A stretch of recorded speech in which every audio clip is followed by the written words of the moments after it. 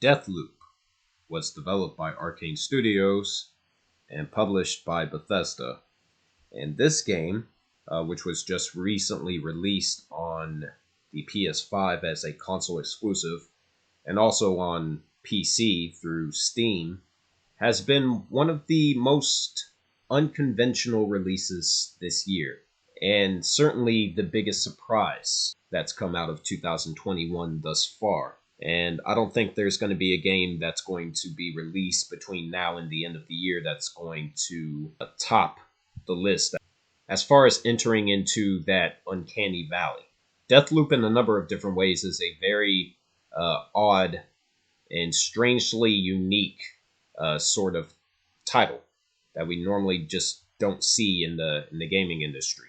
Every once in a while, we'll get something like this where the concept is very creative and the execution on it is pretty solid most of the way through. And it's actually funny that originally I was not planning on buying this game at all. The only reason I did decide to invest into it is because, well, one, it was on sale. I got it for a discount. And two, but most importantly, the professional reviews for this game have been just overwhelmingly positive, which is definitely not something I was expecting. The main reason why I originally did not want to buy Deathloop and I didn't want to invest into it is because it looks a little bit too similar to Dishonored, which makes sense because the developer of the Dishonored series, Arcane Studios, this is their game, so it doesn't surprise me that Deathloop does fall into some of the same categories when it comes to the gameplay and the presentation and whatnot. But when I say that there really isn't a game out there that's like Deathloop in the style that Deathloop has been presented, I'm reminded that some of the best games that are out there in this industry can and often does come from a place of unorthodox. There's a lot to like here with Deathloop. To put it quite simply, I was wrong with this game. I was wrong a great deal to write this game off. Because Deathloop, while I don't agree that it's the perfect 10 out of 10 that a lot of these joke gaming publications were giving it, IGN and GameSpot being the two most prolific so-called reviewers, there's a lot to like here in regards to Deathloop's, well, gameplay loop, its story, its characters, and the combat system is actually pretty enjoyable, even if I do have some major issues with it. But before I even get to what some of the cons are with Deathloop, I want to talk about the positives first. The main thing that I notice is that the stealth elements from Dishonored were brought back here to some capacity for Deathloop. You can certainly enter into one of the 4 zones in the game and completely commit your gameplay style to stealth. Sneaking around enemies, distracting enemies with different hotspot objects that's in the environment. In fact, the game does commit the stealth so well, so efficiently, that often I found myself thinking, what would happen if they just intended to make this game a stealth title like Dishonored. One of the gameplay elements that I was really holding against Deathloop actually turned into one of the more enjoyable aspects of the game as a whole, which is something that I was not really expecting. And when it comes to Dishonored, I have both Dishonored 1 and 2 on Steam, and I have Dishonored 2 on PS4, but I've only ever played through Dishonored 2 once, and I've never actually played the original. I have a thing about not wanting to replay the same game over and over and over again. It's one of the reasons why I'm not really a fan of the Souls-like genre. It's another reason why, for the most part, I've dropped out of buying first-person shooters over the years. It's because I'm tired of replaying the same gameplay loop. In Deathloop, it certainly has a Dishonored vibe going on with it, especially in regards to the stealth. But the stealth is actually something that works in the game's favor. At least, at the beginning of the game and for the next, several hours into the game. As you're starting out and you're just starting to, acquire abilities and weapon perks and trinkets, which I'll get to those later. Another thing that Deathloop does extremely well, and this is more of a product of what I'm about to mention, the support for the DualSense controller, the PlayStation 5's DualSense controller. Now, when I bought the DualSense controller for PC, most of the games that I had tested didn't support DualSense. And some of the ones that did, pretty much all of the ones that did, didn't actually utilize the haptic feedback feature. And I didn't really understand, what the whole craze is behind this controller. Out of everything I've heard about the PlayStation 5 so far, since the console's launch last year, is that the controller is a game changer. And I didn't really realize how much of a game changer the DualSense is until I played Deathloop. The name DualSense isn't just a name. It's actually what the controller does. It senses your movement and every single action that you take in the game, and it responds accordingly in the form of feedback right in the palm of your hand. So, for example, when you're running around in this game as Colt, the main character, you'll feel the pressure of every footstep that you take through the DualSense controller. It's not just vibration like in the past. It's not just standard vibration. It's controlled vibration based off of what you're actually doing in the game. The controller senses that action and provides the appropriate feedback perfectly. When you're firing a weapon in Deathloop using the DualSense controller, you can feel that there's a slight resistance based off of the weapon that you're using. There's a resistance that you can feel when you press down on the trigger. It's almost as if you're actually firing a real weapon instead of holding a video game controller. It's not something I've ever really experienced before. And this game made me very intrigued as to, what the DualSense, what else the DualSense is capable of. Like, this could easily become probably the best controller ever in the history of gaming. Now, I've heard that the Xbox Elite controller does pretty much the same thing, but even if that's the case, I don't know. I've never used an Xbox Elite controller, but as far as I'm aware, those controllers are infinitely more expensive than the DualSense. And something tells me the experience is not really the same. Again, not going to comment on that because I haven't used the Xbox Elite controller, but that's just what I heard. Either way, the DualSense is definitely a game changer. It's actually one of the primary reasons why I would recommend anyone who has either a PlayStation 5 or a PC to check out Deathloop. At least, play an hour or two of it, so you can really see for yourself, what this controller is actually capable of. I was very impressed with the response that the DualSense had while I was playing this game, and it lasted from the start of the game all the way through to the end. And I played this for well over 25 hours, I believe. So, I got a nice, long, extended, hands-on demo with the DualSense in a way that I haven't experienced thus far. And so that's something that really works in this game's favor. Again, not really a product of the game itself. This is definitely more geared towards, the innovation that the PlayStation architect was able to conjure up on his own, but it's still something that's worth mentioning that worked in this game's favor. Another thing that really worked, something that I actually loved about this game, are the characters Juliana and Cole. These characters are voiced and written with joy, and proficient dialogue helps elevate their characters to a substantial degree. I loved every single moment that these characters had dialogue.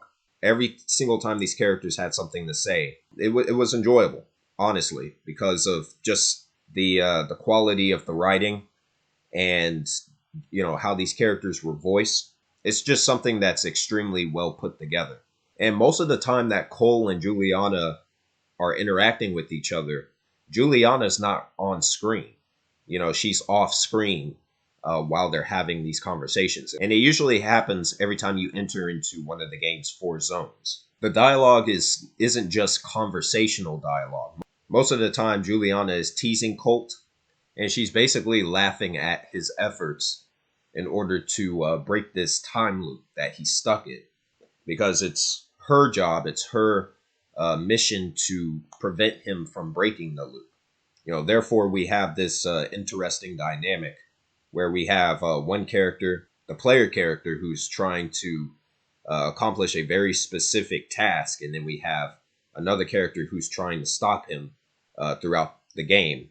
And there is a revelation, a major revelation that's revealed about Juliana, which happens maybe about a third of the way through the game. Unfortunately, it really doesn't go anywhere story-wise, and that's very disappointing. So I'm wondering if Arcane Studios intends to provide some story DLC that will further explore that dynamic relationship between Juliana and Colt. Because if they never do, it'll certainly be a wasted opportunity. So it's a wait and see as far as how they intend to address that criticism, which is very much valid. But until then, that while that aspect of the story is disappointing, Juliana and Colt remain great characters because these are black video game characters. Black video game characters typically are portrayed in a similar fashion to how black people are portrayed in real life, which is, they're viewed as criminals, and hood rats are really given a lot more attention than they should, which damages the overall perspective that other ethnic groups have on black people, in particular black Americans. In this game, Juliana and Colt aren't criminals. They're not hood rat stereotypes. And as someone who is black, I'm glad that we have a game that knows how to respect its black characters and doesn't go out of its way to appeal to a mainstream demographic. So that's something I will definitely commend this game on, and Arcane Studios. Whoever wrote this game did a fantastic job. At least when it comes to, the characters and then the presentation. Another thing that I thought really worked about Deathloop were the on-screen mental notes, which further emphasizes the loop concept that Colt remembers events from previous loops. Now, this is something that's very small in the game. It's something they didn't really have to include. And it's something that really doesn't alter the gameplay to any significant degree. It's more so an artistic choice that they decided to implement rather than something that actually affects gameplay. But the on-screen mental notes does help give the game this playful tone that's present, from the start of the game and throughout. The mental notes are a constant reminder that even though you're replaying, some of the same levels, some of the same exact objectives, that you're doing these things on a different loop. So one of the concepts that this game plays around with as far as the loops go is that Colt remembers every piece of information that he discovers with each loop that the player experiences. And so that helps alleviate the repetition, because you're reminded that, yeah, I've done this before, but the game is literally encouraging you to switch up your tactics and to try different methods, which, emphasizes the whole point of the game itself. And so that was a fantastic artistic choice. Another thing that really works with Deathloop is the story. The story remains engaging throughout the entire game, despite most of it being contained through in-game notes. Most of the game really is within the various notes that you find throughout the four zones. And normally, I would be against that sort of thing because, that's something that's not really new. We've seen this from games like BioShock and Dead Space and Mass Effect, among, dozens of others, where game developers still put a huge, chunk of the story in these in-game notes. And the problem with that traditionally is that, the notes don't actually add to the story because you don't actually get to see, what happened. The only games, especially recently, that I feel used in-game notes the correct way are the recent Resident Evil games, which is Resident Evil 7 and to a lesser extent Resident Evil Village. Because in order to actually understand those games plot-wise, you have to read the notes. But unlike, a game like Bioshock, for example, there's not dozens upon dozens of notes scattered, around those games. There's only a certain fixed amount. Deathloop in that regard is a bit different. There's dozens upon dozens of notes, but they're all structured in a very specific way. And they ultimately work because the notes are actually clues and they give away, tidbits of information on these characters known as visionaries, which are the targets that Colt has to hunt down in order to break the loop. He has to kill these visionaries in order to break the time loop, which is the whole point of the game. The whole point of the gameplay is to enter into a zone, select an objective, and then the game will tell you, this is where you're supposed to go. And when you get to your destination, most of the time, it is an in-game note that you have to read so you can extract, new information that'll help Colt ultimately formulate a plan in order to get certain visionaries into specific situations so he can kill them. Because his entire goal is to kill all the visionaries in one day. And you start off with a fixed amount of visionaries, but ultimately there's 9 visionaries in the game.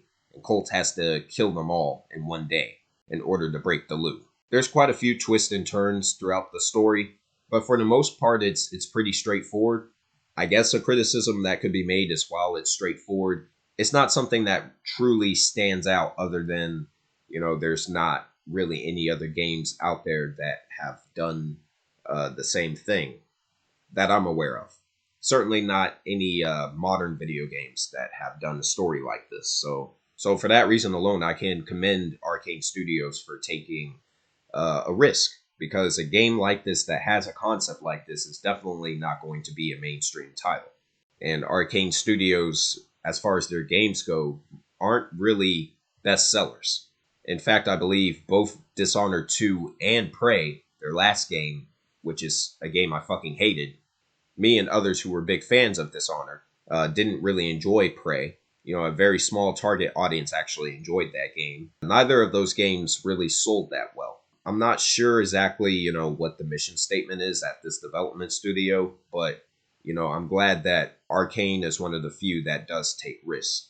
And so I can commend them for that. It may not be very wise from a business perspective, but, from a player perspective, from a consumer perspective, I'll give credit where credit is due. Another thing that really worked to Deathloop's benefit is the upgrades. There's a bunch of different upgrades in this game. You have character-specific upgrades for Colt, because, Colt has these, he has a few powers in this game, which are basically just copy and pasted and given a different label, a different name from the Dishonored games, which I'm sure just about anyone who's played the Dishonored games, they were able to make that distinction pretty quickly. Of course, this didn't really bother me, but I understand if it did bother, others. So you have your weapon upgrades, which are your trinkets, as they're called in this game.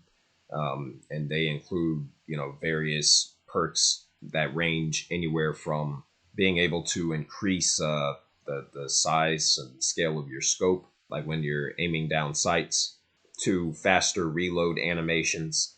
So there's a full range of different upgrades for all the different weapons that they have in this game. And then you have your character-specific upgrades, some of which include a permanent health increase for Colt, or a permanent increase in his ability bar, which will extend the range of the use of his power set. They did a very good job with the upgrade system.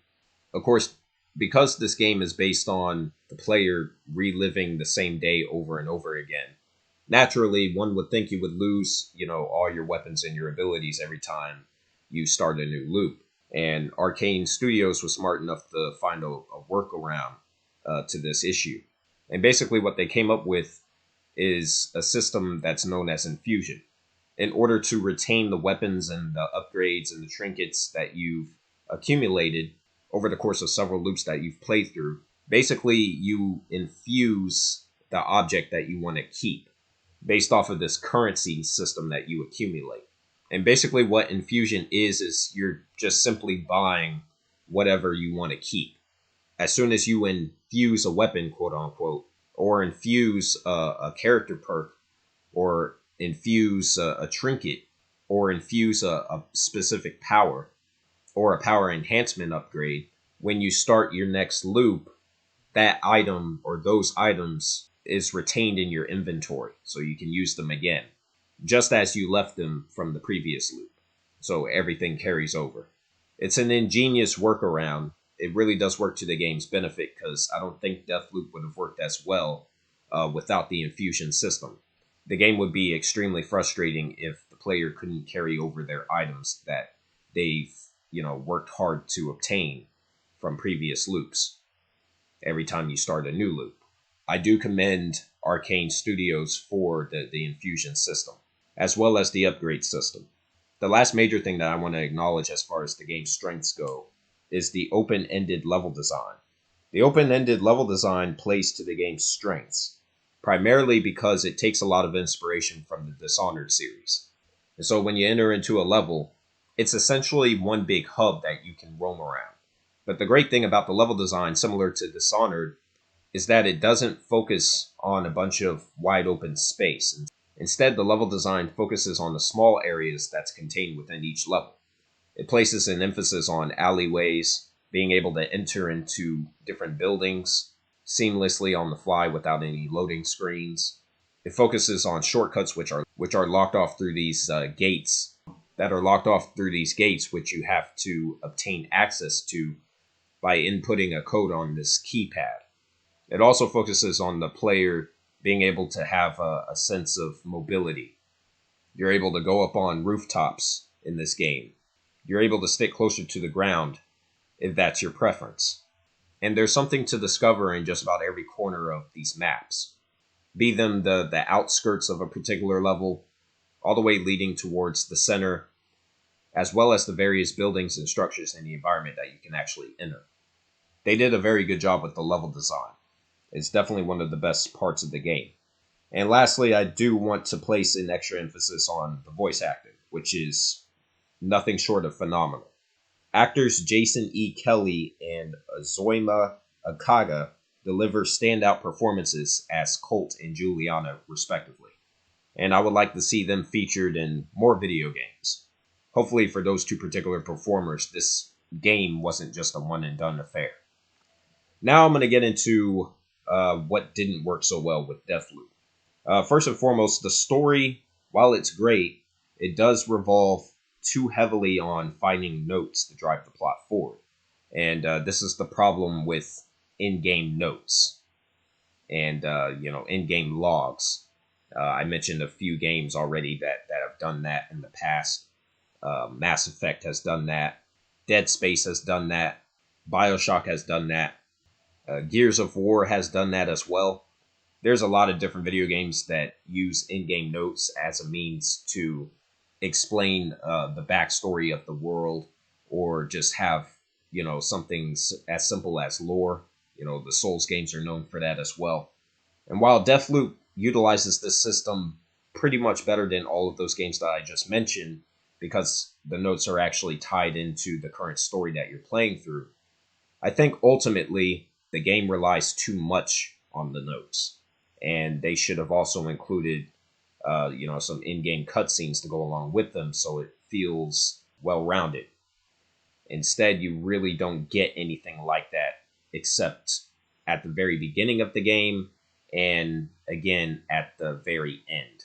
You do have some very short animated cutscenes, but they're pretty much clips. They're not really a full scene. And like I said, they're fully animated. So it's not something that was actually rendered with the game engine itself. So they could have done a much better job of telling the story through different techniques other than, the in-game notes. Another problem, and one of the biggest complaints about this game, is the intelligence of the enemy AI. Sometimes complaints like that are very exaggerated, because artificial intelligence really is not something that can be programmed to be smarter than, a human being, without the game becoming just a complete frustrating mess. Anyone who's played fighting games on their hardest difficulty would know what I'm talking about. So you don't want the AI to be too smart, because then the game becomes frustrating. And you also don't want the AI to be too stupid, because then the game's not really challenging, which also makes the game not very engaging. A great game knows how to balance these things. Deathloop does not provide a good enough balance as far as the intelligence of the AI. The AI is very stupid in this game. They can easily detect you, but they're not really effective enough to actually provide a meaningful challenge unless you walk into an area where you're surrounded by enemies. And even then, they have an ability called Reprise in this game. It's one of the first things that you get, where you basically respawn if you die. And if you die 3 times, then the loop is ended and then you have to start over. You have to start that particular loop over. And so the game's not really challenging for this reason. And the enemy AI is something that definitely should have been looked at more before the game's release. Another thing is that you have stuttering issues on PC. Now, I played the PC version of this game because naturally it's the only other way I could have played this. Deathloop has only been released on PS5 and PC, and I don't have a PS5. For anyone who's followed the story of Deathloop, should know that there's been a lot of complaints by PC players in regards to reporting issues with stuttering. And I myself have experienced this as well. During my playthrough, randomly the audio would just cut out, and not just the sounds of the gameplay, but also the dialogue as well. You have characters that will start a sentence and then their sound will basically be cut off by the end of that sentence. So here and there, quite often, I didn't fully get certain thoughts that were being expressed from Colts or Juliana or one of the other characters in the game. And that's a very big problem. Aside from the audio, there was also stuttering with the frame rate as well. Again, these issues drag down the experience, and even though it doesn't kill it, these things are not acceptable at all. And I know this is a Bethesda game, but these things should have been rectified before release. And this seems to be a consistent problem with certain games from companies like Bethesda. So therefore, this is definitely something that players should speak out against, because it's ridiculous to buy a video game for full price and the game is technically not sound. Another thing that I didn't care for in Deathloop is the invasion mechanic.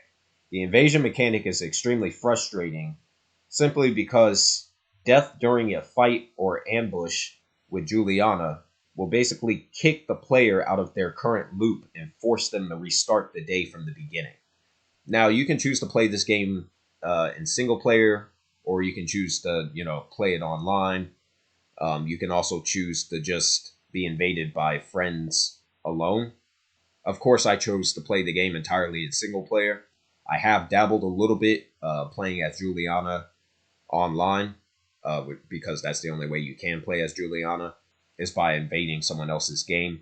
And when I dipped my hand into that aspect of the game, it took more than 20 minutes for me to actually find someone to invade. And it didn't really go so well, just to put it in a nutshell. Since then, I have not touched the invasion mechanic. In single player, I have only died from being killed by Juliana once. And it pissed me off because when I died, I lost a specific power that I had picked up. And I also lost quite a few weapons that were in my inventory that I had collected. And so I'm not really in support of mechanics like this. I don't like it when game developers allow gamers to basically interrupt, someone's play session. I've never been in support of that. It's another reason why I've never played PvP in the Souls games, because I'm not in support of a mechanic like that. And I think the invasion mechanic should have been tweaked to be something that's more straightforward than what it is. And, it's a good concept, but like I said, I'm not in support of invasion gameplay in video games. Another issue with Deathloop is that certain missions are easy to fail and force the player to repeat them until they accomplish annoying specifics. So one specific example of this is there's a certain level that's in this game where there's a reactor that's unstable.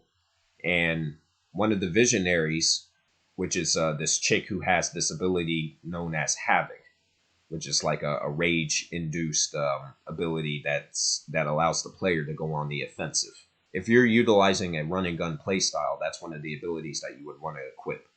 And so this level that I'm referring to, I died at least 4 or 5 times, having restarted the loop and having entered the level from the very beginning, and I had made my way all the way to the center of the level, only to be discovered by this visionary who set off this reactor.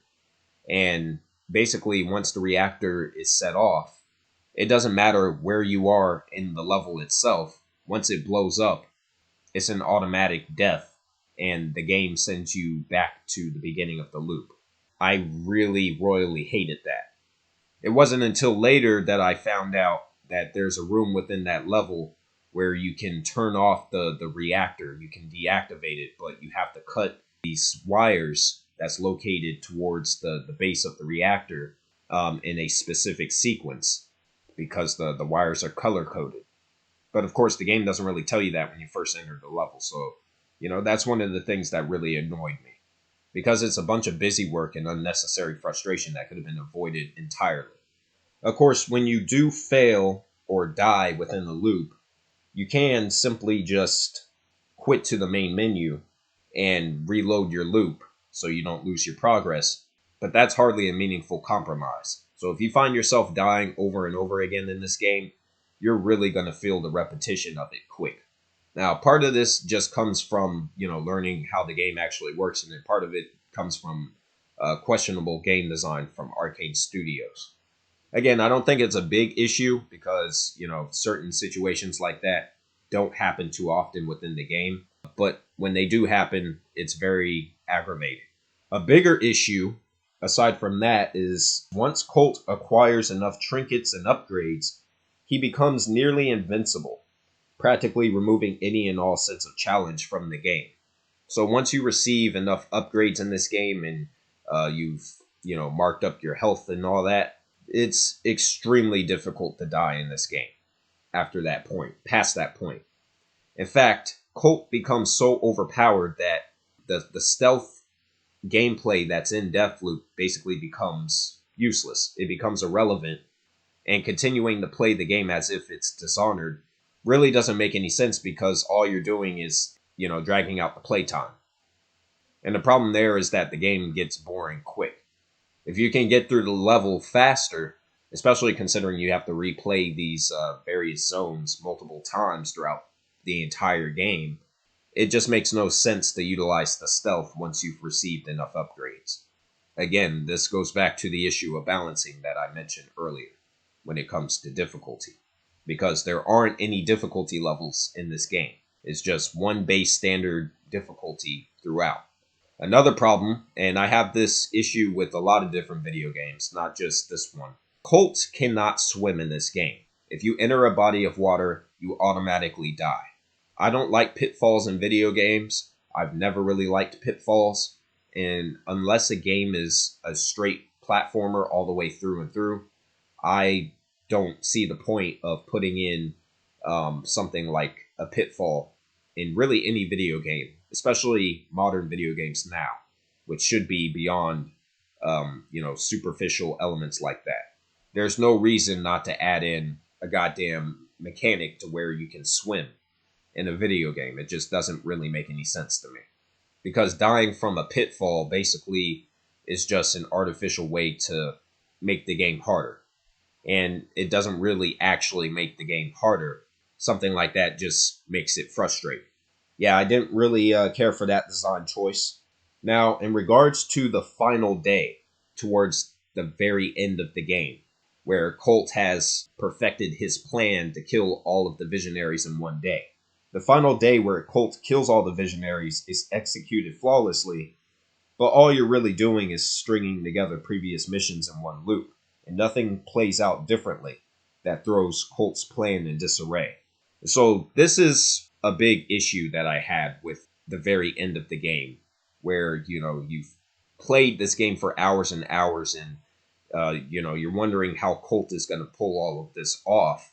And when you actually get to that moment in the game towards the end, it's not really as exciting as it should be because everything plays out exactly as you would expect it to.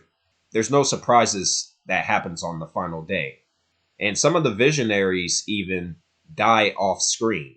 You don't even get to see them in their final moments. And so I think that robs the player of their investment into the narrative and everything. So the final day was definitely a mixed bag. Even though I do think it definitely works, it could have been handled a lot better.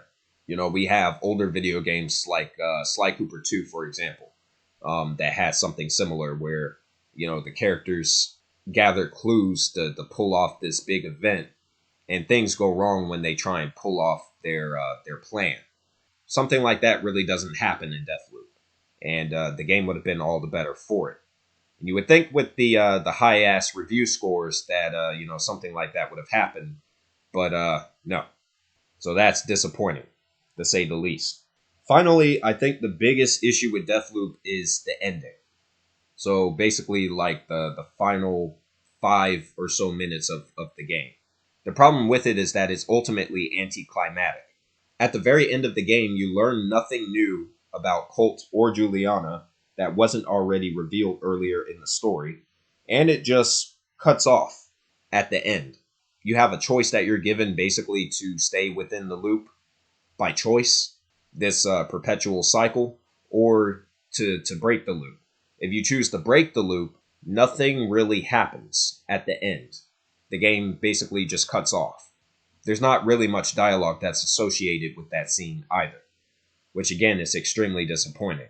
And so you feel like you've basically played this game for nothing, because nothing essentially is what you get at the very end.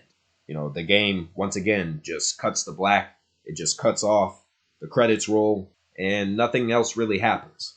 The ending, in a way, robs the player of a sense of satisfaction for all their hard work. And that's the biggest problem that I have with the story, is that it really doesn't go anywhere, ultimately, towards the end, despite it being very good up until that point. And in regards to replayability, I don't really consider this to be a problem, but there's no New Game Plus or anything. Normally, I would have an issue with, you know, a game not really having any replayability.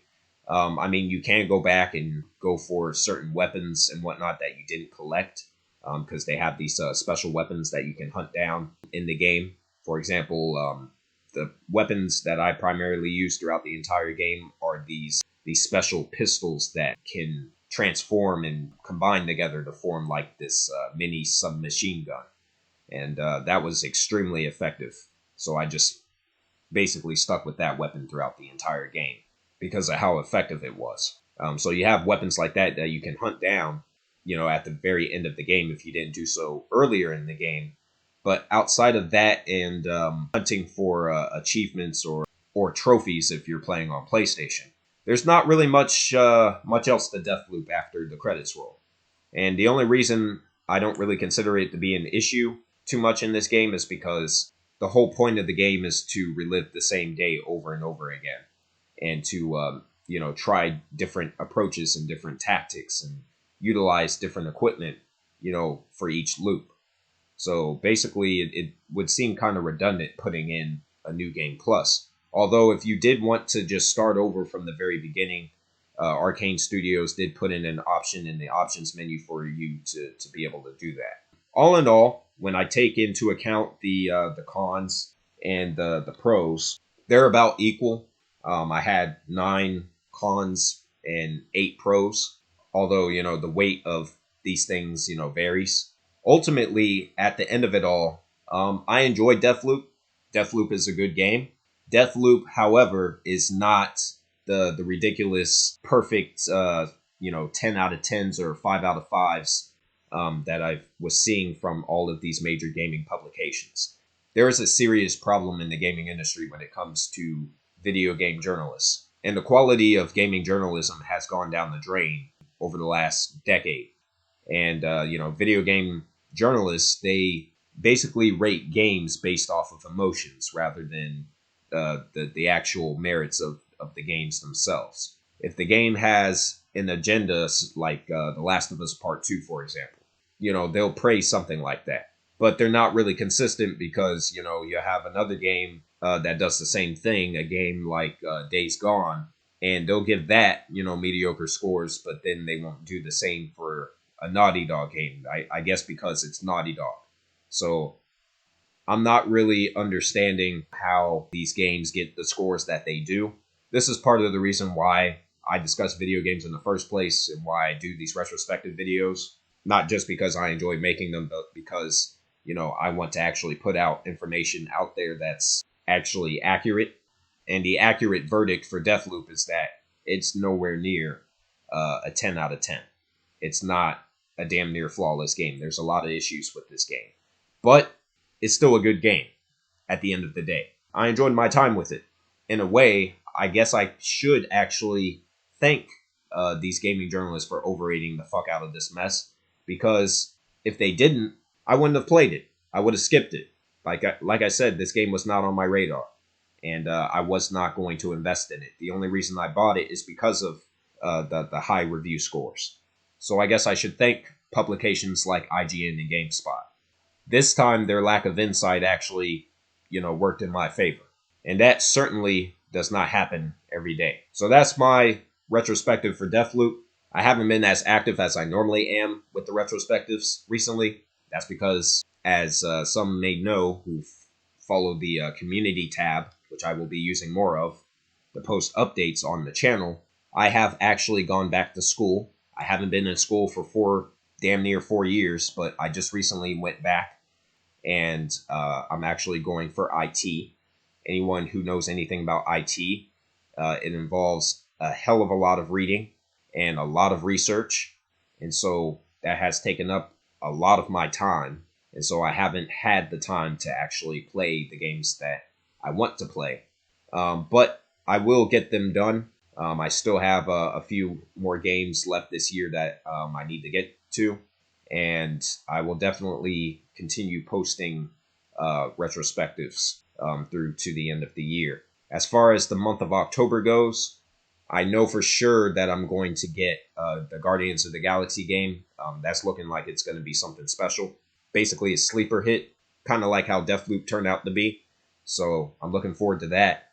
I think I may invest into the final Dark Pictures anthology game, House of Ashes. I'm not exactly sure on that one just yet. And I might invest in Far Cry 6. But if I do, I may not post a retrospective of that game, because I don't think there's much to say on it. But I guess I'll use my schedule to decide if I'm going to do that particular game or not. So be patient with me. More retrospectives are coming.